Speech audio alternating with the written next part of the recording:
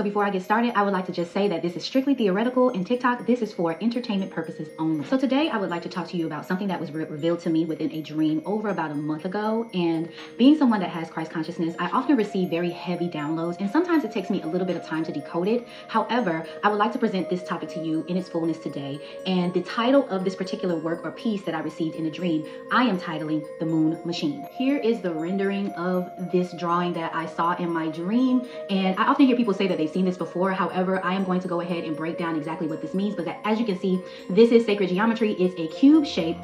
It's a continuum, basically, like a third dimensional model of a cube. And I will explain each of these layers as we go along. This is basically the machine that lives within the moon that recycles souls. So what you're looking at is a model rendering of the technology that exists within the moon matrix. So what you have here are 12 gates, basically. And these particular 12 gates are what you will call points of light in the center. And you can look at that as like the 12 zodiac signs.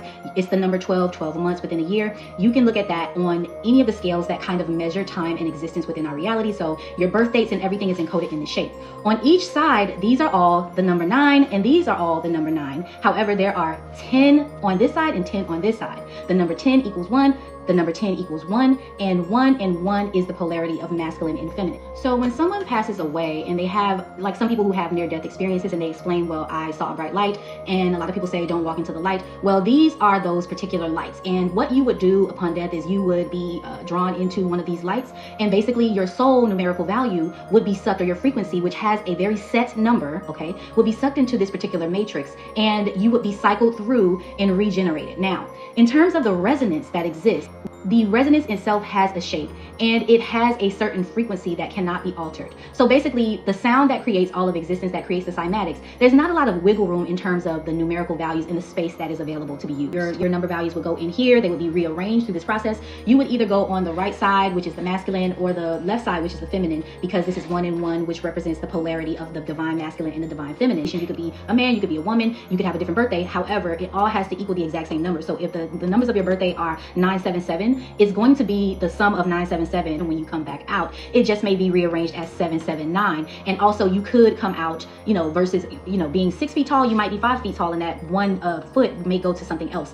Also, you can fit within the exact same resonance that exists within the cymatics. There's no room for you to move here or there, or to change the sequences of data within your path. You pretty much get spit out with a life path number and a predisposition type of path that kind of goes on a loop. And you may have a different rearrangement for your birthday and numbers, but it all will boil down to the exact same number in the end, so that you can fit into the resonance sound. People who are quantum physicists are pretty much people who determine what light and how that gets bent in this particular matrix system, which is why a lot of our reality is coded with gematria. And the reason why there's always these numerical patterns is so that we will continue to stay within the 3-dimensional or the 3rd-dimensional resonance.